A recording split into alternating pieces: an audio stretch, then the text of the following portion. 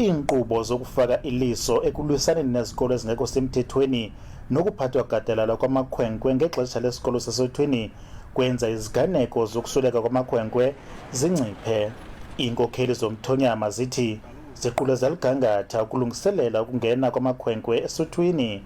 Ezi nkokheli zithi isibhengezo sikamphathiswa sokuba kuthi xha ukwaluswa kwamakhwenkwe asithethi nabo. Iinkosi ngombutho wazo wekumkani nenkosi kweli phondo, iContralesa kunye nendlu yenkosi kweli phondo, sadibana and sathi makuvulwe ulwaluko ngezi holiday zikaDisemba. Unkosi Nonkonyana uthi akukho nto ithi ukuvulwa kweli siko kuzokwenza kube khona isigaba sesibini sosuleleko ngentsholongwane ye-corona.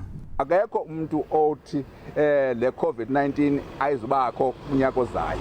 Into efunekayo basiyenzile ngoku into kokuba abantu bakuthi urhulumente wakuthi akhuphe imigaqo enzela abantu bakuthi baphephe. Sikhathazeke kakhulu, inhliziyo zethu lihlwili eyoba kuthiwe kumiswa isiko lokwaluka, amakhwenkwe mawangaluki, yaye ilisiko lethu ilento ichaza thina.